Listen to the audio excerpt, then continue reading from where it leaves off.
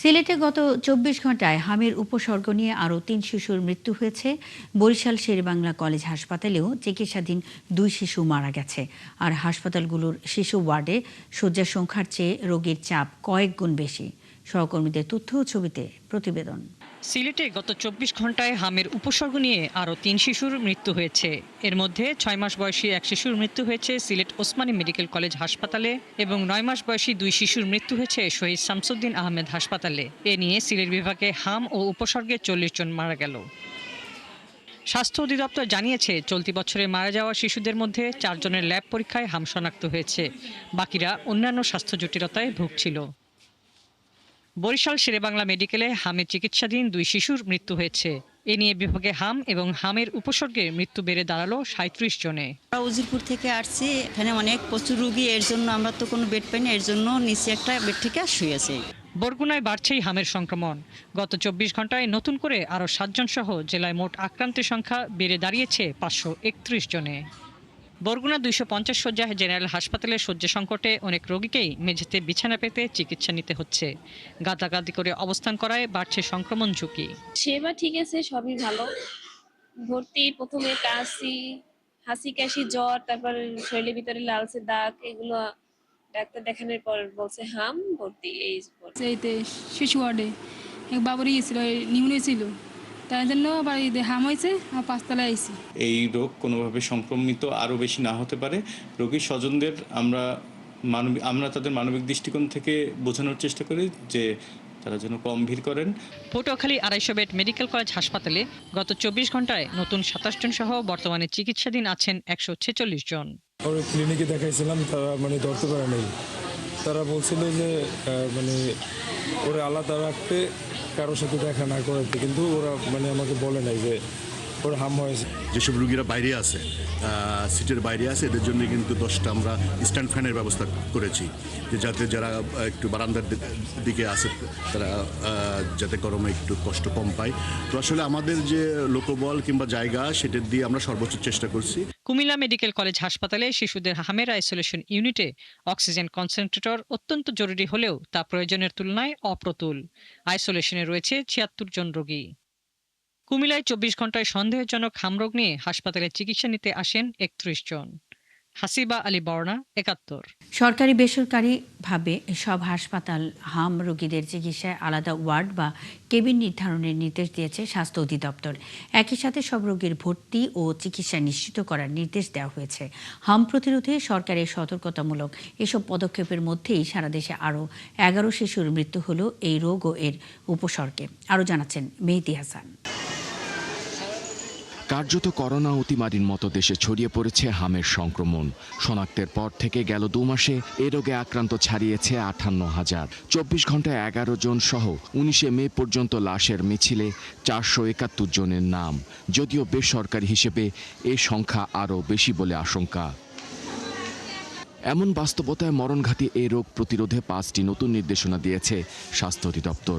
এতে বলা হয়, সব হাসপাতালে হাম রোগীর জন্য আলাদা ওয়ার্ড বা ক্যাবিন, হাম আইসোলেশন ওয়ার্ডে পর্যাপ্ত চিকিৎসক ও স্বাস্থ্যকর্মী নিশ্চিত করতে হবে। ছুটির দিন সহ প্রতিদিন সকাল ও বিকেলে বিশেষজ্ঞ চিকিৎসকদের রাউন্ড ভর্তি রোগীর সাথে সর্বোচ্চ একজন অভিভাবক বা দর্শনার্থী অবস্থান করতে পারবে। জ্বরের পেশেন্ট দেখা মাত্রই আপনাকে ধরেই নিতে হবে যে সে মিজেলসের আক্রান্ত, আনলেস প্রুভ আদারওয়াইজ। তাহলে হবে কি, আমার ঝুঁকিটা কমে যাবে, যে আমি এক্সট্রা এমফেসিস দিচ্ছি জ্বরের রোগীর ক্ষেত্রে। কিন্তু এখন যে প্যানিকটা খুব ইম্পর্টেন্ট, প্যানিক কাটানোর জন্য তো আমরা তো বলছি আপনাদেরকে, কিন্তু সব কিছু মিলে তো এটা আসলে মানুষজন তো মানছে না বা শুনছে না, একটু জ্বর দেখলেই ধরে নিচ্ছে। এবং আমরা এটাও বলছি যে এখন যেহেতু একটা আউটব্রেক হয়েছে, এদিকে হাম পরবর্তী চিকিৎসায় শিশুদের নতুন নতুন উপসর্গে ভোগান্তি বেড়েছে। হাম চিকিৎসা শেষে বাড়ি যাওয়ার পর নিউরো, হৃদরোগ, দীর্ঘমেয়াদে নিউমোনিয়া সহ নানা ধরনের রোগে ভুগছে শিশুরা। এদের যদি জটিলতা স্বরূপ তাদের নিউমোনিয়া আক্রান্ত হয়, তাহলে এই বাচ্চাগুলি নিউমোনিয়ায় তাদের প্রাণহানি হয়ে যায়। আর এর মধ্যে আমাদের মরার উপর খারাপ ঘা, আপনি জানেন, এই যে মিজেলস হাম, জার্মান মিজেলস বলে একটা মিজেলস আছে মায়েদের, এটা যদি আক্রান্ত হয়, এই জার্মান মিজেলসের বাচ্চারা কিন্তু হাম আশঙ্কা করতেছেন। তবে হামের সংক্রমণ এড়াতে শিশুদের নিয়মিত টিকাদানের পাশাপাশি অভিভাবকদের আরও সচেতন হওয়ার তাগিদ চিকিৎসকদের। মেহেদি হাসান, ৭১, ঢাকা। হামে শিশু মৃত্যুর ঘটনায় কেন অনুসন্ধান কমিটি গঠন করা হবে না তা জানতে চেয়ে রুল জারি করেছেন হাইকোর্ট। একই সাথে হামের প্রাদুর্ভাবে মারা যাওয়া শিশুদের প্রত্যেক পরিবারকে পর্যাপ্ত ক্ষতিপূরণ কেন দেওয়া হবে না তাও জানতে চেয়েছে আদালত। হামে মৃত্যুর ঘটনায় দুটি রিটের প্রেক্ষিতে মঙ্গলবার এই রুল জারি করেন উচ্চ আদালত। বিস্তারিত জানাচ্ছেন মাইনুল মারুফ। একসময় হারিয়ে যাওয়া রোগ হাম গেল ৩ মাসে ফিরেছে প্রাণঘাতী রূপে। এরই মধ্যে কেড়ে নিয়েছে প্রায় ৫৫০ শিশুর প্রাণ, আক্রান্ত ছাড়িয়েছে অর্ধলক্ষ। আইসিইউ সংকট এবং অন্যান্য চিকিৎসা সামগ্রীর অপর্যাপ্ততায় হাসপাতালে ছুটছেন অভিভাবকরা। এমন পরিস্থিতিতে হামের প্রাদুর্ভাব বাড়ার কারণ অনুসন্ধান, দোষীদের সাজা ও ক্ষতিপূরণ চেয়ে একাধিক রিট হয়েছে উচ্চ আদালতে। মঙ্গলবার দুপুরে বিচারপতি রাজিকাল জলিল ও বিচারপতি দেবাশিস রায় চৌধুরীর হাইকোর্ট বেঞ্চ আলাদা দুটি রিটের শুনানি শেষে রুল জারি করেন। একটিতে হামের মৃত্যুর ঘটনা অনুসন্ধানে কেন কমিশন গঠন করা হবে না এবং অপরটিতে মারা যাওয়া শিশুর পরিবারকে কেন পর্যাপ্ত ক্ষতিপূরণ দেওয়া হবে না জানতে চেয়ে রুল দিয়েছেন হাইকোর্ট। এই হিউম্যান ট্র্যাজেডি বা চিলড্রেন ডেথ ট্র্যাজেডির ওপরে ডায়াগনোসিস মানে তদন্ত করবে, অনুসন্ধান করবে কারা দায়ী, হোয়াট ওয়েন্ট রং, কেন রাষ্ট্র এই দায়িত্ব পালনে ব্যর্থ হলো। এবং আমরা আশা করি আগামী কোরবানিদের পরে কোর্ট খুললে আমরা এই রুলটা চূড়ান্ত শুনানি নেব। আজকের এই রিট পিটিশন শুনানির পরে মাননীয় আদালত এই যে হামে মৃত্যু যাদের হয়েছে, যে শিশু মৃত্যুবরণ করেছে, তাদের প্রত্যেক ফ্যামিলিকে পর্যাপ্ত ক্ষতিপূরণ দানের নির্দেশ কেন দেয়া হবে না এই মর্মে বিবাদীদের কাছে জানতে চেয়ে কারণ দর্শিয়েছেন। এ নিয়ে অ্যাটর্নি জেনারেল বলেন, হামের প্রাদুর্ভাব রোধে এরই মধ্যে কার্যকর ব্যবস্থা নিয়েছে সরকার। আদালতের আদেশগুলো হাম নিয়ন্ত্রণে সরকারের নেওয়া সিদ্ধান্তের পরিপূরক বলে তার দাবি। বর্তমান সরকারের পক্ষ থেকে পদক্ষেপ গ্রহণ করা হয়েছে এবং আদালত যেহেতু বিষয়টি ইতিমধ্যে বিবেচনায় নিয়ে একটি 10 সদস্য বিশিষ্ট কমিটি কথা বলেছেন, কেন কমিশন গঠন করা হবে সেটি বলেছেন। আমার মনে হয় সে সমস্ত কমিশনের প্রতিবেদনের মাধ্যমে ভেসে উঠবে কিংবা প্রমাণিত হবে, তদন্তে আসবে যে আসলে প্রকৃতপক্ষে কেউ দায়ী কিংবা দায়ী না। আমরা এখনই পর্যন্ত একটা আদালতের সামনে বিচার্য বিষয়ের মধ্যে আগে থেকেই কোনো ব্যক্তি কিংবা কোনো একটা পার্টিকুলার গোষ্ঠীকে এখনই আমরা যদি আমরা অভিযুক্ত করে ফেলি তাহলে তো এই তদন্ত, এনকোয়ারি, এই কমিশনের কোনো মূল্য থাকলো না। তথ্য অনুযায়ী ইতোমধ্যে সরকার 600 কোটি টাকা ব্যয়ে হামের টিকা সংগ্রহ করেছে এবং দেশব্যাপী চলছে টিকাদান কর্মসূচি। হামের প্রাদুর্ভাব 95% রোধ করা গেছে বলেও জানান রাষ্ট্রের সর্বোচ্চ আইন কর্মকর্তা। দুর্ভাগ্যজনকভাবে মাইনুল মারুফ, ৭১, ঢাকা। দিন দিন হামের পরিস্থিতি বিপজ্জনক হয়ে উঠছে খুলনা বিভাগের 9 জেলায়। চিকিৎসা নিয়ে নানা অভিযোগ রয়েছে রোগীর স্বজনদের। এদিকে হামের চিকিৎসায় সীমাবদ্ধতার কথা স্বীকার করে স্বাস্থ্য কর্মকর্তারা বলছেন, রোগীর স্বজনদের সচেতনতার অভাব এবং অসতর্কতার কারণে হাম বেশি বিপজ্জনক হচ্ছে। সোহেল রহমানের ছবিতে বিস্তারিত জানাচ্ছেন কনক রহমান। মেডিকেল কলেজ হাসপাতালের ডার্মাটোলজি বিভাগে 13টি শয্যা নিয়ে চালু হয়েছে আইসোলেশন ওয়ার্ড, যেখানে হামে আক্রান্ত রোগীদের সেবা দেওয়ার কথা। কিন্তু উদ্বেগের বিষয় হচ্ছে এই 13টি শয্যা এতটাই অপ্রতুল যে অধিকাংশ হামি রোগী আক্রান্ত শিশুকে চিকিৎসা নিতে হচ্ছে বারান্দার ফ্লোরে। শিশুর শরীরে হামের চিহ্ন, কাঁদছে চিৎকার করে উদ্বিগ্ন বাবা মা ছোটাছুটি করছেন খুলনা মেডিকেলের আইসোলেশন ওয়ার্ডে একটি শয্যার জন্য। কিন্তু গোটা আইসোলেশন ওয়ার্ডে রোগী ধারণ ক্ষমতার 3 গুণের বেশি। ডাক্তার বলতেছে যে এখানে আসছেন ভর্তি করার জন্য, এখন ডাক্তার পাচ্ছি না। এখান থেকে 3 তলা থেকে বলে 4 তলায়, 4 তলা থেকে বলে 3 তলায়। কাগজে কলমে 13টি শয্যা নিয়ে খুলনা মেডিকেলের আইসোলেশন ওয়ার্ড চালু হলেও এখন শিশু রোগীর সংখ্যা 43। 30 শিশুর ঠাঁই হয়েছে আইসোলেশন ওয়ার্ডের পাশে বারান্দার মেঝেতে। ওয়ার্ডে কিংবা বাইরে হামে আক্রান্ত রোগীর সাথে দিব্যি চিকিৎসা নিচ্ছেন অন্য রোগে আক্রান্ত শিশু ও বিভিন্ন বয়সী রোগী। আইসোলেশন ওয়ার্ড বলা হলেও একসাথে গাদাগাদি করে আছেন সবাই। একই চিত্র বিভাগের অপর 9 জেলায়ও। বিভাগীয় স্বাস্থ্য অধিদপ্তরের হিসাব অনুযায়ী 9 জেলায় মেডিকেলের আইসোলেশন ওয়ার্ডে 130টি শয্যার বিপরীতে চিকিৎসা নিচ্ছেন 300-র কাছাকাছি রোগী। রোগীর সংখ্যা বেশি, কিন্তু জায়গা খুব কম। ফ্লোরে আমরা চিকিৎসা নিচ্ছি, এর কারণে বাইরে থেকে মশা আক্রান্ত আছে, মশায় কামড়াচ্ছে, তারপরে রাত্রি গরমে শোয়া যায় না।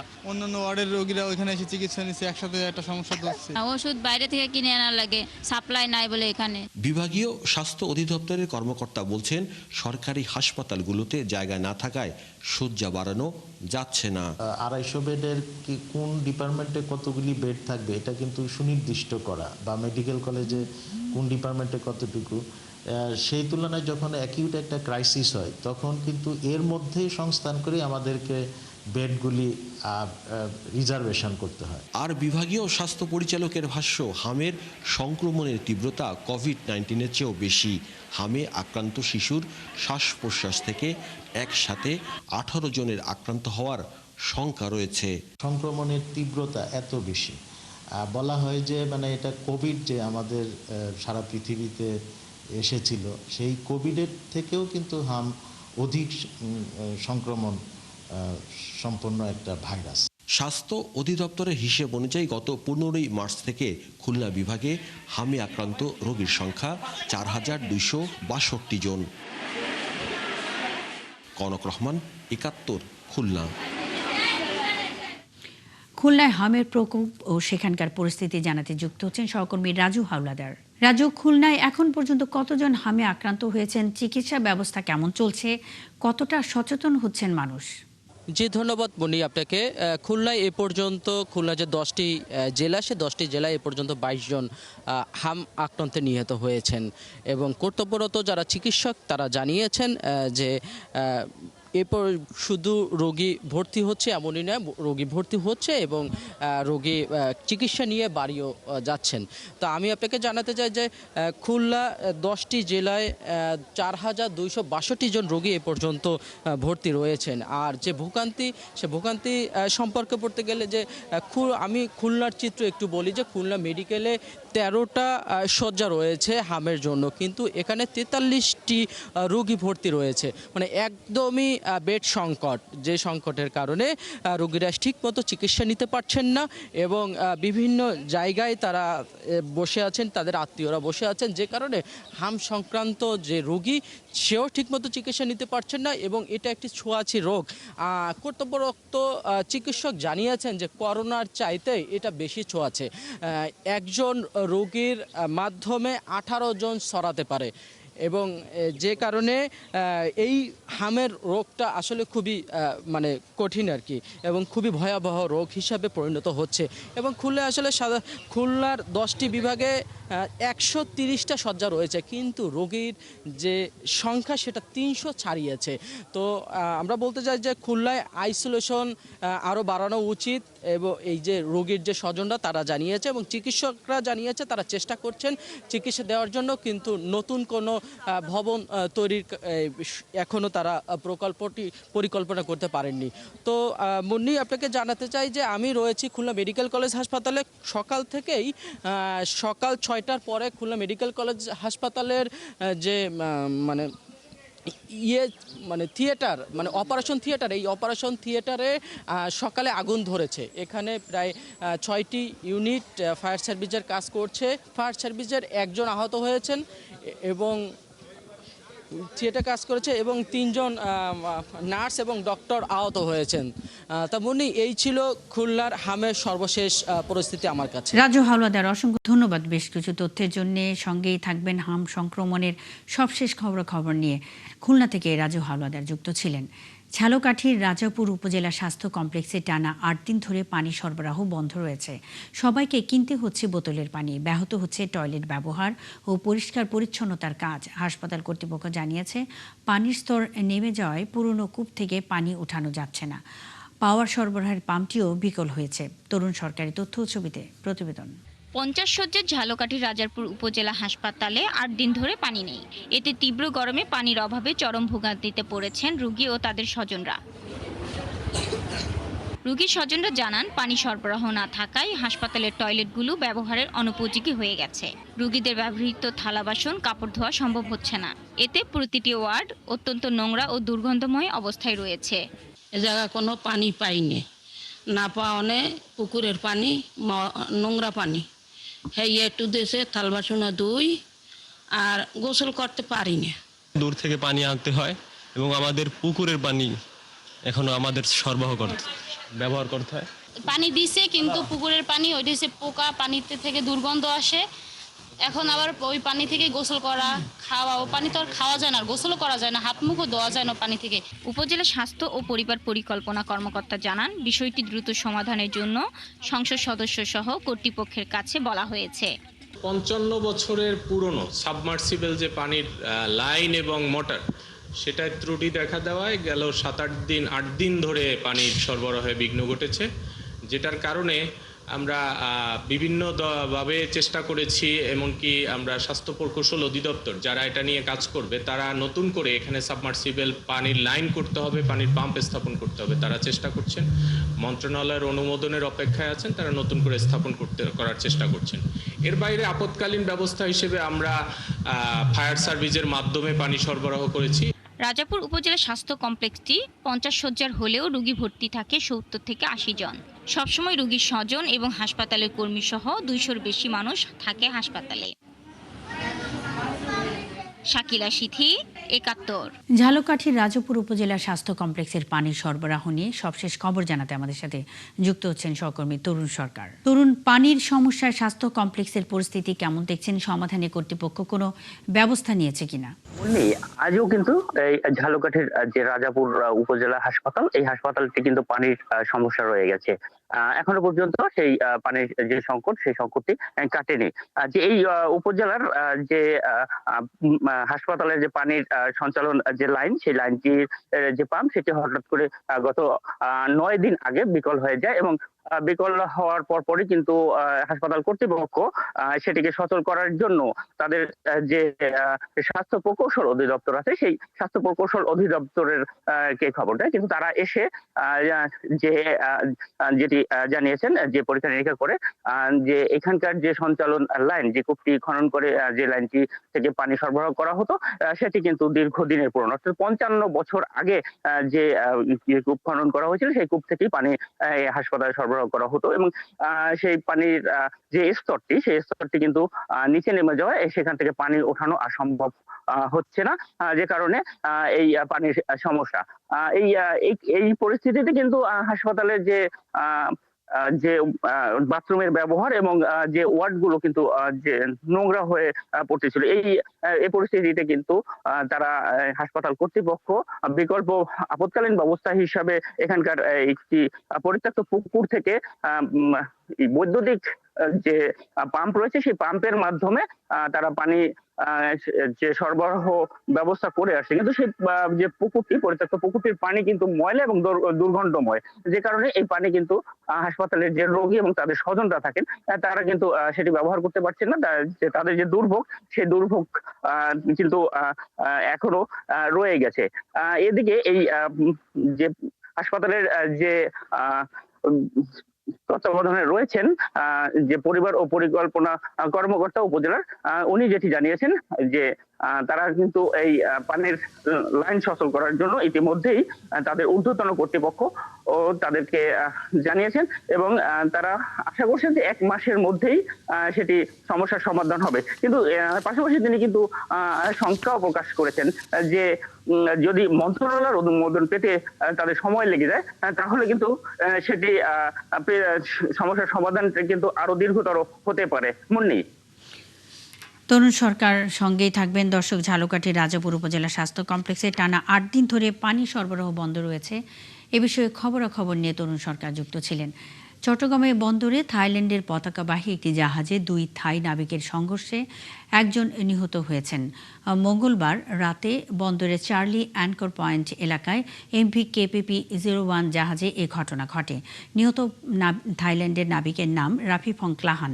তিনি জাহাজে অয়েলার পদে কর্মরত ছিলেন। বন্দর কর্তৃপক্ষ জানায়, সীতাকুণ্ডের ভাটিয়ারিতে ভাঙার জন্য আনা জাহাজটিতে দায়িত্ব পালনের সময় থাইল্যান্ডের 2 নাবিকের মধ্যে কথা কাটাকাটি হয়। এক পর্যায়ে তা সংঘর্ষের রূপ নেয়। এ সময় রান্নার কাজে ব্যবহৃত ছুরির আঘাতে গুরুতর আহত হন রাফিফং ক্লাহান। তাকে চট্টগ্রামের একটি বেসরকারি হাসপাতালে নেওয়া হলে চিকিৎসাধীন অবস্থায় তার মৃত্যু হয়। এই ঘটনায় পতেঙ্গা ও আনোয়ারা থানা পুলিশের সমন্বয়ে অভিযুক্ত তুরাকর্ণ বুরুসিকে আটক করে আনোয়ারা থানায় নেওয়া হয়। আনোয়ারা থানার ভারপ্রাপ্ত কর্মকর্তা জোবায়ের চৌধুরী জানান, ঘটনাটি নিয়ে প্রয়োজনীয় আইনি ব্যবস্থা নেওয়া হচ্ছে। ডুয়েটের সব কার্যক্রম কমপ্লিট শাটডাউন ঘোষণা করেছে আন্দোলনরত শিক্ষার্থীরা। তারা জানায়, নতুন উপাচার্য নিয়োগ বাতিল না হওয়া পর্যন্ত আন্দোলন চলবে। মঙ্গলবার ক্যাম্পাসে এক সংবাদ সম্মেলনে তারা এই ঘোষণা দেয়। এদিকে সোমবার সদর থানায় 250 জনকে অজ্ঞাত আসামি করে পুলিশ মামলা করলে ক্ষোভ ছড়ায় শিক্ষার্থীদের মধ্যে। এরপর থেকে ক্যাম্পাস পুরোপুরি বন্ধ করে দেওয়া হয়। জাহিদুল ইসলাম অনিকের তথ্য ও ছবিতে প্রতিবেদন। মঙ্গলবার বেলা বাড়ার সাথে সাথে উত্তাল হয়ে ওঠে আন্দোলনরত শিক্ষার্থীরা। নতুন উপাচার্য নিয়োগ বাতিলের দাবিতে শুরু হয় বিক্ষোভ। বেলা 11টায় মূল ফটকে তালা থাকলেও পকেট গেট দিয়ে শিক্ষক, শিক্ষার্থী ও কর্মকর্তা কর্মচারীরা ক্যাম্পাসে আসতে পারেন। দুপুরের পর ক্যাম্পাস পুরোপুরি বন্ধ করে দেওয়া হয়। যে অবাঞ্ছিত VC doctor Mohammad Iqbal sir তিনি আবার বহিরাগত এবং পুলিশ প্রশাসন নিয়ে আমাদের ডুয়েটের ভিতরে ঢোকার অপচেষ্টা চালাচ্ছে। তো আমাদের ডুয়েটিয়ানরা তাকে আগেও মানেনি, এখনো মানবে না, ভবিষ্যতেও মানবে না। সন্ত্রাসী এবং টোকাই নিয়ে ছাত্রদের উপরে হামলা করে ছাত্রদের রক্ত ঝরিয়েছে, সেই ভিসি এই ক্যাম্পাসে আমরা আসতে দেবো না। আমাদের যদি 3000 স্টুডেন্টকে মামলা দেওয়া হয়, আমরা এই মামলা মোকাবেলা করব, আমরা রাজপথে মোকাবেলা করব। আমরা এই ক্যাম্পাসে আন্দোলন চলমান আছে এবং আমরা আরো কঠোর আন্দোলনের ডাক দিব। আমরা তাকে অবৈধ অলরেডি ঘোষণা করছি, কারণ তিনি আমাদের অলরেডি রক্তপাত করে ফেলছেন। এই ডুয়েটে আসতে হলে ডুয়েটিয়ানদের রক্তের উপরে আসতে হবে এই ডুয়েটে। পরে ক্যাম্পাসে সংবাদ সম্মেলন করে আন্দোলনের কর্মসূচি ঘোষণা দেয় শিক্ষার্থীরা। তারা জানান, মামলা করে ডুয়েটের আন্দোলন থামানো যাবে না। দাবি আদায় না হওয়া পর্যন্ত আন্দোলন চলবে। আমরা আমাদের স্পষ্ট দাবিতে এখনো অনড় এবং আমরা আমাদের সম্মানিত সেই ভিসি স্যারকে আমরা আপনাদের মাধ্যম থেকে আমরা জানিয়ে দিতে চাই, স্যার আপনি আপনার সম্মান, অবশ্যই আপনি সম্মানী মানুষ, যেহেতু আপনিও এক জায়গায় শিক্ষক। আমরা ওই সাস্টিয়ান ভাইদেরকে ডিসঅ্যাপয়েন্টেড করতে চাই না যে ভাইরা তাদের একজন শিক্ষক এসে আমাদের কাছে অপমানিত হয়ে যাবে। সো আমরা তাকে সুসম্মানের সহিত আমরা স্যারকে অনুরোধ করতেছি, স্যার আপনি আপনার জায়গা থেকে আপনার এই নিয়োগ আপনি নিজেই প্রত্যাহার করে সরে দাঁড়ান। সোমবার সদর থানায় 250 জনকে অজ্ঞাত আসামি করে পুলিশ মামলা দায়ের করায় ক্ষোভ প্রকাশ করেছে শিক্ষার্থীরা। এ নিয়ে পুলিশ কর্মকর্তারা জানান, আইন চলবে আইনের পথে। ডুয়েটের ঘটনাকে কেন্দ্র করে পুলিশ বাদী হয়ে দুষ্কৃতকারীদের বিরুদ্ধে একটি মামলা দায়ের করেছে। আসামি 200 থেকে 250 জন। এর বাইরে আপাতত কোনো তথ্য আমরা দিতে পারবো না। সিলেট শাহজালাল বিজ্ঞান ও প্রযুক্তি বিশ্ববিদ্যালয়ের অধ্যাপক ডক্টর মোহাম্মদ ইকবালকে ডুয়েটের ভিসি হিসেবে নিয়োগের প্রজ্ঞাপন জারি হলে গত বৃহস্পতিবার আন্দোলনে নামে শিক্ষার্থীরা। শাকিলা শম্পা, ৭১। বিগত 17 বছর আওয়ামী লীগ সরকার আইটি ও প্রযুক্তি খাতে হাজার হাজার কোটি টাকা লুট করেছে। বিনিময়ে জনগণের কিছুই সুবিধা হয়নি, এমন মন্তব্য করেছেন বিএনপির স্থায়ী কমিটির সদস্য ডক্টর আব্দুল মঈন খান। মঙ্গলবার নরসিংদীর পলাশে ভূমি সেবা মেলা উদ্বোধন করে তিনি কথা বলেন।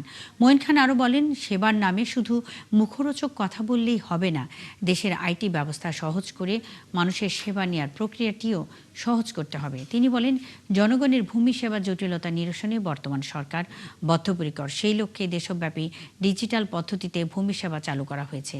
এর আগে পলাশ বিএডিসি বাস স্ট্যান্ড চত্বরে ঈদ উপলক্ষে দরিদ্রদের মাঝে চাল, শুকনা খাবার ও ঢেউটুন বিতরণ করেন তিনি। আমি নিজে একসময় এই আইটির প্রবক্তা ছিলাম এবং আইটির মাধ্যমে যাতে কাজ সহজ করা যায় সে কথা আমি বলেছি। আমি দুঃখের সঙ্গে বলতে চাই, বিগত যে 17 বছর যে সরকার আমরা দেখেছি, সেখানে আইটির নাম করে অনেক কিছু করা হয়েছে, কিন্তু আইটির মাধ্যমে জনগণের কোনো কিছু সহজ করা হয়নি। আইটির মাধ্যমে হাজার হাজার কোটি টাকা দুর্নীতি করা।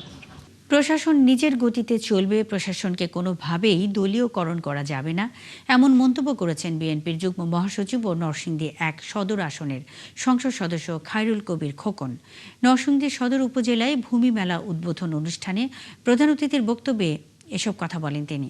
সংসদ সদস্য বলেন, বিগত ফ্যাসিস্ট সরকার যে অপকর্ম, দুর্নীতি, লুটপাট চালিয়েছে তা কেবল প্রশাসনের সহযোগিতার মাধ্যমেই করেছে। তাই তাদের কাছ থেকে শিক্ষা নিয়ে একটি জবাবদিহিমূলক সরকার জনগণকে উপহার দিতে হবে।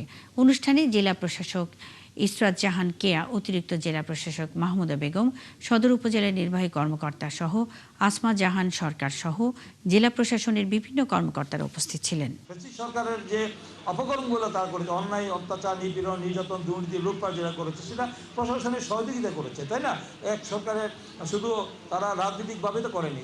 সেই জন্য তাদেরকে আমি মনে করি তাদের থেকে শিক্ষা নিয়ে আমরা যেরকম আমরা শুদ্ধি অভিযান চালাচ্ছি, যারা প্রশাসন যারা তারাও দেশপ্রেমে উদ্বুদ্ধ হয়ে অতীতের যে প্রশাসন কর্মকর্তারা যা করেছে সেটা থেকে যেন বিরত থেকে আমরা যেন একটি সুন্দর সমাজ বিনির্মাণ করতে পারি। কয়েক দফা মেয়াদ বাড়িয়েও শেষ করা হয়নি ধামরাইয়ের কালামপুর সাটুরিয়া আঞ্চলিক মহাসড়কের কাজ। দীর্ঘদিন যানজটে ভুগছে এলাকাবাসী। আসন্ন ঈদ যাত্রায় ভোগান্তি আরও বাড়ার আশঙ্কা করছে এই সড়কের যাত্রীরা। এজন্য ঠিকাদারি প্রতিষ্ঠানের গাফিলতিকে দায়ী করছে এলাকাবাসী। মোহাম্মদ রাসেল হোসেনের পাঠানো তথ্য ও চিত্রে প্রতিবেদন। যানজট এড়াতে ধামরাইয়ের কালামপুর সাটুরিয়ার এই আঞ্চলিক মহাসড়কটি ব্যবহার করেন উত্তর পশ্চিম অঞ্চলের কয়েক লাখ মানুষ। অথচ সড়কটির অবস্থা অত্যন্ত বেহাল। খানাখন্দে ভরা এই রাস্তায় প্রতিদিনই ঘটছে দুর্ঘটনা। এই মহাসড়কটির উন্নয়নে 2023 সালে টেন্ডারে 286 কোটি টাকা চুক্তিতে কাজ পায় ন্যাশনাল ডেভেলপমেন্ট ইঞ্জিনিয়ারিং লিমিটেড। প্রায় 3 বছরেও 60% কাজ শেষ করতে পারেনি। পথচারীরা বলছেন কাজ ধীর গতিতে হওয়ায় ভোগান্তি আরও বেড়েছে। তো উন্নয়নমূলক কাজটা একটু দ্রুত হলে মানুষজনের সুবিধাটা একটু ভালো হয় আর কি, এটাই মানুষের চাওয়া। অনেক পানি টানি জমে, সামনে ঈদের সময় দেখা যায় মানুষ এদিক দিয়ে আর চলাফেরা করতে পারে না, মাঝে মাঝে দুর্ঘটনা ঘটে। এই যে আমরা যে এই সেনজিনে আমরা যাই, সাটুরিয়া যাই, এটা যাবে গেলে ভাঙ্গাচোরা নিয়ে অনেক সময় গাড়ি ভাঙ্গে পড়েও জায়গা। চালকরা বলছেন প্রতিদিনই গাড়ির বেয়ারিং, স্প্রিং ভাঙা সহ নষ্ট হচ্ছে বিভিন্ন যন্ত্রাংশ। বেয়ারিং ভাঙ্গে, পাত্তি ভাঙ্গে, গাড়ি পল্টি দেয়, অনেক ঝামেলায় আছি। এই রোডে গাড়ি চলে খুব কষ্ট করে। তো অনেক সময় রুগী টুগি নিয়ে গেলে তো একটু ঝামেলা হয়, ডেলিভারি রুগী নিয়ে গেলে ঝামেলা হয়। প্রকল্প পরিচালক জানান ভূমি অধিগ্রহণ জটিলতায় কাজ শেষ করা যায়নি। সমস্যা এখন শুধু ল্যান্ড পেলে আমরা কাজ করতে পারবো, ল্যান্ডের সমস্যা, ল্যান্ড অ্যাকুইজিশন প্রবলেম। জি আমরা কাজ করতেছি, মানে যেখান থেকে মিস করবো সেখানে করতেছি, তারপরে নজর কাজ থেকে যাবে, সেটা এক্সটেনশন হইলে তারপর আমরা কাজ করতে পারবো। এই ঈদের আগেই সড়কটি মেরামত করে চলাচলযোগ্য করার কথা জানান সড়ক ও জনপথ বিভাগের নির্বাহী প্রকৌশলী। যানজটের একটা সম্ভাবনা থাকতে পারে, তো তার সেই ধারাবাহিকতা আমরা যে অংশগুলো আমাদের ভূমি অধীনে আওতার কাজ করতে পারিনি, সেখানে আমরা ঈদের আগেই মেইনটেন্যান্স কাজ করে মানে চলমান রয়েছে, এটা সমাপ্ত করব। নবীনগর চন্দ্রা মহাসড়কে গাড়ির চাপ কমাতে এই সড়কটির উন্নয়ন ও সচল করা অত্যন্ত জরুরি বলে মত সড়কটি ব্যবহারকারীদের। শান্তা ইসলাম, ৭১। ধামরাইয়ের সাটুরিয়া মহাসড়কের কাজের ধীরগতি ও গাফিলতি নিয়ে জানাতে যুক্ত হচ্ছেন সহকর্মী মোহাম্মদ রাসেল হোসেন। রাসেল, মহাসড়কটিতে ঈদে যানজট নিরসনে প্রশাসনের পক্ষ থেকে কোনো পদক্ষেপ নেওয়া হয়েছে কিনা জানাবেন। আপনাকে ধন্যবাদ। আমি এই মুহূর্তে রয়েছি ঢাকা আরিচা মহাসড়কের কালামপুর বাস স্ট্যান্ড এলাকায়। যে আপনি যেটা বলছেন কালামপুর সাটুরিয়া আঞ্চলিক মহাসড়ক ঠিক প্রবেশদ্বারে, এই সড়কটি কিন্তু অন্তত ব্যস্ততম একটি সড়ক। এই সড়কটি কালামপুর সাটুরিয়া আঞ্চলিক মহাসড়কের যে সাটুরিয়া গর্জনা পর্যন্ত রয়েছে 24 কিলোমিটারের রাস্তার উন্নয়নমূলক কাজ চলছে, কিন্তু এই রাস্তাটি বিভিন্ন জায়গায় কাজ বাকি রেখে কাজ করায় কিন্তু খানাখন্দে ভরে গেছে। প্রতিদিনই এই রাস্তায় কোনো না কোনো দুর্ঘটনা ঘটছে। আমরা যদি ক্যামেরার মাধ্যমে দেখাই, দেখবেন যে এই রাস্তাটি কিন্তু যে প্রবেশদ্বার রয়েছে সেখানেই কিন্তু একদম ভাঙা। এইরকম বড় বড় গর্তের চিত্র কিন্তু শুধু এই কালামপুর বাস স্টেশন নয়, মহিষাসীতে সবচেয়ে বেশি দুর্ভোগ হচ্ছে কাউলিপাড়াতে। আমি যদি একজন চালকের সাথে কথা বলি যে আপনারা এই রাস্তা দিয়ে চলাচল করেন, কি কি সমস্যার সম্মুখীন? হ্যালো, আসসালামু আলাইকুম। অনেক সমস্যা ভাই, আমরা অনেক বিপদের মধ্যে আছি, কারণ কমসে কম 100 অটো উল্টে গেছে গা, ঠিক আছে। তারপর অনেকে যাত্রী ব্যথা পাইছে, একটু বৃষ্টি এলে পানি বাজা যায়, এটা থাকবে উৎসা, ঠিক আছে। অনেক নিচে পানি বাজা যায়, আমরা অনেক ভোগান্তির মধ্যে আছি। নিচে পানি এই জায়গায় মনে করেন শুনছিলেন একজন চালক যেমনটি বলছেন, এই আমি কিন্তু প্রতিনিয়ত। আর আমি এই বিষয়ে প্রকল্প যে ঠিকাদারি প্রতিষ্ঠান রয়েছে, এনডিএর যে প্রকল্প পরিচালক রয়েছেন আব্দুল হান্নান হারুন, যিনি রয়েছেন, তার সাথে আমরা কথা বলেছিলাম। তিনি যেমনটি বলছেন যে তারা বিভিন্ন জায়গায় জমি অধিগ্রহণের কারণেই মূলত এই রাস্তার কাজ তাদের ধীরগতি হচ্ছে। এই পর্যন্ত কিন্তু তারা 2বার মেয়াদ বাড়িয়েছেন, সামনে আরেকবার মেয়াদ বাড়ানোর জন্য আবেদনও করেছেন। তারা যেটি বলছেন ইস্তাহারে যেটি বলছেন যে ঠিকাদারের গাফালিতে মূলত এই রাস্তাটি ধীরগতি তৈরি হয়েছে।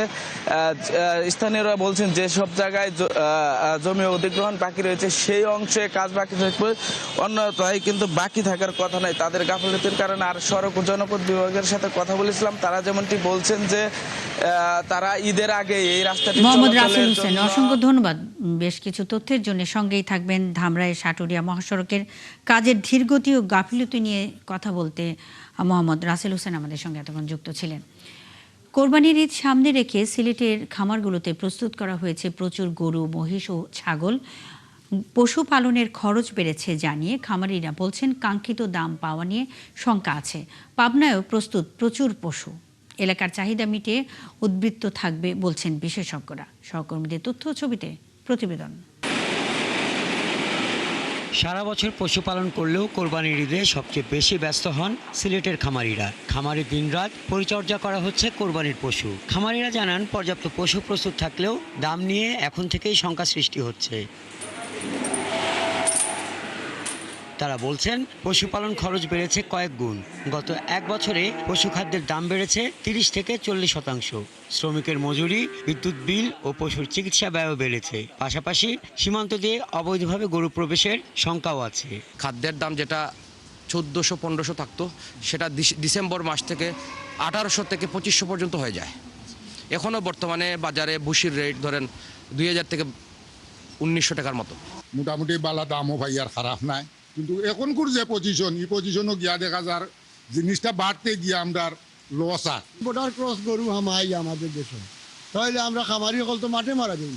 সিলেট বিভাগীয় প্রাণী সম্পদ কর্মকর্তা জানান গত ঈদের তুলনায় এবার পশুর চাহিদা কিছুটা বেড়েছে। পশুর হাট যেটা আমরা প্রত্যাশা করছি 100-র উপরে হয়ে যাবে আর কি, এবং আমাদের 100 থেকে 105টা মেডিকেল টিম থাকবে এবং আমাদের কন্ট্রোল রুমও প্রায় 45 আমরা প্রত্যাশা করছি। এদিকে 6.5 লক্ষ কোরবানির পশু বিক্রির জন্য প্রস্তুত পাবনা। এর মধ্যে প্রায় 3.5 লক্ষ ছোট বড় নানা জাতের ষাঁড় গরু রয়েছে। এছাড়া ছাগল, ভেড়া, মহিষ মিলে প্রায় আরও 3 লক্ষ পশু রয়েছে। জেলায় ব্যস্ত খামারিরা জমে উঠতে শুরু করেছে পশুর হাট। এই অঞ্চলের দেশি ও বিদেশি জাতের ষাঁড় গরুর চাহিদা রয়েছে সারা দেশে। ঈশ্বরদীতে 30 মণ ওজনের জার্মান ও অস্ট্রিয়া ক্রসের লেগভি জাতের একটি বিশাল ষাঁড় গরুর দাম উঠেছে 10 লক্ষ টাকা। গরুর অনেক আমদানি, কিন্তু ব্যাপারীরা দাম ছাড়তেছে না, প্রচুর দাম চাচ্ছে। এখন একটা বড় গরু আছে আমাদের খামারে, দেখতেই পাচ্ছেন, এটা হচ্ছে প্রায় 1200 কেজি প্লাস হবে। দেশাল 30-32, করস ধরেন 28-27 এরকম মন যাচ্ছে। কোনো ঢাকার কোনো বাইরে কোনো ব্যাপারীও নাই, এলাকার কাস্টমার আছে। গত বছর যে গরু 3 লাখটা দেখেছি, এবার 3,60-65-70 টাকা লাগতেছে। প্রাকৃতিক উপায়ে গবাদি পশু মোটা তাজা করা সহ নিরাপদ খাদ্যের মাধ্যমে পশুপালনের পরামর্শ দিচ্ছেন প্রাণী সম্পদ বিভাগ। আমাদের খামারিগুলোও প্রাকৃতিক উপায়ে গবাদি পশুগুলো মোটা তাজা করছেন। তারা সাইলেজ, খড়, কাঁচা ঘাস, দানাদার খাদ্য খেয়ে মোটা তাজা করছেন। জেলায় এবছর স্থায়ী পশুর হাট বসেছে 25টি। হাসান আহমেদ, 71। ঈদকে ঘিরে সিরাজগঞ্জে আশঙ্কাজনক হারে গরু চুরি বেড়েছে। প্রায় প্রতি রাতেই খামারে হানা দিচ্ছে সংঘবদ্ধ চোরচক্র। সম্বল হারিয়ে নিঃস্ব হওয়ার ভয়ে এখন লাঠি আর বাঁশি হাতে রাত জেগে গোয়াল পাহারা দিচ্ছেন প্রান্তিক খামারিরা। এদিকে গরু চুরি, ছিনতাই ও রাতের অপরাধ প্রতিরোধে ব্যতিক্রমী উদ্যোগ নিয়েছে জেলা পুলিশ। স্থানীয় জনগণকে সাথে নিয়ে গড়ে তোলা হয়েছে বিশেষ নিরাপত্তা বলয় বাসকল। ইউসুফ দেওয়ান রাজুর তথ্য ও বেলাল হোসেনের ছবিতে প্রতিবেদন। গত 10 মে গভীর রাতে সিরাজগঞ্জের উল্লাপাড়ার পূর্ণিমাকাতি ইউনিয়নের পূর্ব রামকৃষ্ণপুর গ্রামে মইনুল ইসলামের খামারে হানা দেয় 10 জনের সংঘবদ্ধ একটি গরুচোর চক্র। সবার মুখে গামছা আর হাতে দেশীয় অস্ত্র। সিসিটিভি ফুটেজে দেখা যায় একে একে 6টি গরু নিয়ে যাচ্ছে চোর চক্রটি।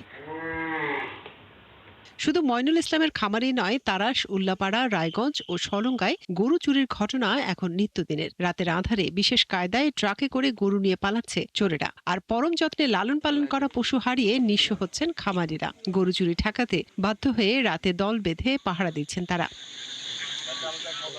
এদিকে গরু চুরি সহ নানা অপরাধ ঠেকাতে ব্যতিক্রমী উদ্যোগ নিয়েছে সিরাজগঞ্জ জেলা পুলিশ। গড়ে তোলা হয়েছে বিশেষ নিরাপত্তা বলয় বাঁশকল। সদর উপজেলার 10টি ইউনিয়নে গঠন করা হয়েছে 25টি বিশেষ দল। আর প্রতিটি দলে আছেন জনপ্রতিনিধি, ইমাম মুয়াজ্জিন ও যুবক সহ গণ্যমান্য ব্যক্তিরা, যারা পালাক্রমে রাতে দল বেঁধে পাহারা দিচ্ছেন।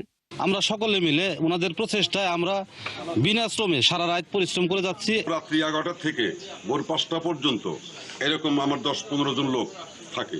সবাইকে সাথে নিয়ে আমরা এদের সাথে আমরা পাহারা দিচ্ছি যে যেন গরু বা কোনো কিছু এলাকায় না হয়।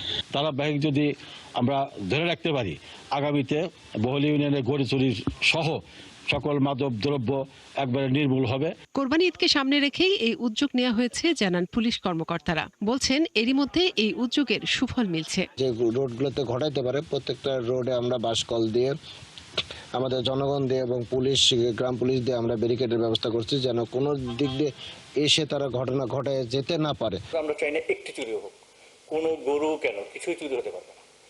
আমরা চাচ্ছি এটাকে সুন্দর কোঠায় নামিয়ে আনতে, এবং এ যাবৎকাল জনসাধারণ এবং পুলিশের সমন্বিত প্রচেষ্টার ফলে সিরাজগঞ্জ একটা সার্থকভাবে এই চুরি প্রতিরোধ করতে সক্ষম হয়েছে। গত 2 মাসে জেলা জুড়ে অর্ধ শতাধিক গরু চুরির ঘটনা ঘটেছে। দ্রুত এই চক্রকে ধরা না গেলে বড় ধরনের লোকসানে পড়তে হবে বলছেন খামারিরা।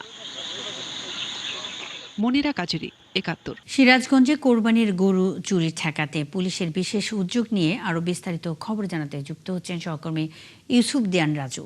রাজু, গরু চুরি ঠেকাতে পুলিশের উদ্যোগ কতটা কাজে দিচ্ছে, কি বলছেন খামারিরা?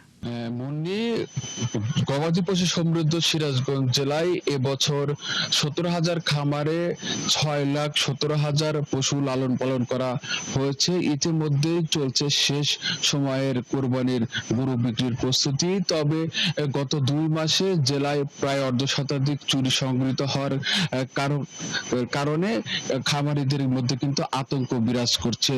তবে জেলা পুলিশের পক্ষ থেকে বিশেষ উদ্যোগ নেওয়ার ফলে ইতিমধ্যেই কিন্তু তারা প্রান্তিক খামারিরা সুফল পেতে শুরু করেছে। জেলা পুলিশের পক্ষ থেকে সিরাজগঞ্জ সদর উপজেলার 10টি ইউনিয়নে 25টি স্বেচ্ছাসেবী টিম গঠন করা হয়েছে। এই টিমে ইপি চেয়ারম্যান, মেম্বার, ইমাম মুয়াজ্জিন সহ প্রান্তিক খামারিরা কিন্তু এই টিমে রয়েছেন। তারা কিন্তু সন্ধ্যার পর থেকে কিন্তু সারা রাতে কিন্তু রাস্তার মানে এলাকার গুরুত্বপূর্ণ যে রাস্তা, সেই রাস্তায় কিন্তু তারা পাহারা বসাচ্ছেন। একই সঙ্গে পুলিশের বিশেষ নজরদারির ফলে কিন্তু ইতিমধ্যেই এই সফলতা শুরু হয়েছে প্রান্তিক খামারিদের মধ্যে। তবে তাদের দাবি যে পুলিশের পক্ষ থেকে যেন এই উদ্যোগটা ঈদ পর্যন্ত রাখা হয়। একই সাথে জেলা পুলিশের পক্ষ থেকে সিরাজগঞ্জের 3টি যে মহাসড়ক রয়েছে, যমুনা সেতু পশ্চিম পাড় এবং ঢাকা বগুড়া মহাসড়কের বগুড়ার সিরাজগঞ্জের সীমান্ত অঞ্চল চান্দাগুনে এবং পাবনা নগরবাড়ি মহাসড়কের সাদাতপুরে কিন্তু 3টি চেকপোস্ট বসানো হয়েছে, যে রাতের আধারে যেন কোনো চোর চক্র গরু গাড়িতে করে নিয়ে পার না হতে পারে। এক্ষেত্রে কিন্তু তারা সন্দেহভাজন গাড়ি ঠেকে তারা তল্লাশি চালাচ্ছেন এবং নিশ্চিত হচ্ছেন যে এটা প্রান্তিক খামারের গরু কেনা নাকি চুরি হওয়া। এতে কিন্তু অনেকটাই সুফল পেতে শুরু করেছেন খামারিরা। তবে সিরাজগঞ্জ পুলিশ সুপার আমাদেরকে জানিয়েছেন যে প্রত্যেক বিগত বছরের চেয়ে এবার কিন্তু অনেকটাই চুরি রোধ হয়েছে। একই সঙ্গে এই বাঁশকল স্থাপনের মাধ্যমে সদর উপজেলার 10টি ইউনিয়নে কিন্তু চুরি, অপরাধ এবং একই সঙ্গে গরু খামারিরাও নিরাপদ বোধ করছেন। তবে প্রান্তিক খামারিদের দাবি আর একটিও যেন খামারিতে যেন চুরি সংঘটিত না হয়, এই বিষয়ে প্রশাসনের বিশেষ নজরদারি রাখবেন, এমনটাই প্রত্যাশা করছেন এই অঞ্চলের খামারিরা। এই ছিল সিরাজগঞ্জ থেকে ইউসুফ দিয়ান রাজু, অসংখ্য ধন্যবাদ। সঙ্গেই থাকবেন। সিরাজগঞ্জে কোরবানির গরু চুরি ঠেকাতে পুলিশের বিশেষ উদ্যোগ নিয়ে কথা বলতে ইউসুফ দিয়ান রাজু যুক্ত ছিলেন। মাগুরা সদর উপজেলার বালিয়াডাঙ্গা গ্রামে ডোবার পানিতে পড়ে 2 শিশুর মৃত্যু হয়েছে। পরিবারের সদস্যরা জানান, মঙ্গলবার খেলতে গিয়ে নিখোঁজ হয় 8 বছরের নুসরাত ও 7 বছরের নাইম। এরপর তাদের খোঁজাখুঁজি শুরু হয়। এক পর্যায়ে বাড়ির সামনে ডোবার পাশে 2 শিশুর স্যান্ডেল পরে থাকতে দেখে সবার সন্দেহ হয়। এরপর ডোবায় তল্লাশি চালিয়ে তাদের উদ্ধার করা হয়। গুরুতর অবস্থায় মাগুরা 250 শয্যা বিশিষ্ট হাসপাতালে নেওয়া হলে চিকিৎসক 2জনকেই মৃত ঘোষণা করেন। সিরাজগঞ্জে ভুল চিকিৎসায় সাবিনা খাতুন নামের এক গৃহবধূর মৃত্যুর অভিযোগ উঠেছে। এ সময় ক্ষুব্ধ স্বজনরা কমিউনিটি হাসপাতালে হামলা ও ভাঙচুর করেছে। সিরাজগঞ্জ সদর থানার ভারপ্রাপ্ত কর্মকর্তা রাকিবুল হাসান জানান, মঙ্গলবার বিকেলে পৌরসভার খলিফাপট্টি পুরাতন কমিউনিটি হাসপাতাল কমপ্লেক্সে এ ঘটনা ঘটে। তিনি জানান, গত 13 মে সাবিনা খাতুন পেটের ব্যথা নিয়ে হাসপাতালে ভর্তি হন। পরে পরীক্ষা নিরীক্ষা শেষে 14 মে বিকেলে তার অ্যাপেন্ডিক্স অপারেশন হয়, কিন্তু তার শারীরিক অবস্থা খারাপ হলে তাকে ঢাকায় নেওয়া হয়। সেখানেই চিকিৎসাধীন অবস্থায় তার মৃত্যু হয়। এরপর মৃতদেহ সিরাজগঞ্জে পৌঁছলে স্বজনরা কমিউনিটি হাসপাতালে হামলা চালায়। এদিকে তদন্ত করে প্রয়োজনীয় আইনি ব্যবস্থা নেওয়া হবে বলে জানিয়েছে পুলিশ। কোনো পরীক্ষাই করে নাই, কালিয়া চালাইন দিয়ে অবসরের রুমে নিয়ে গেছে।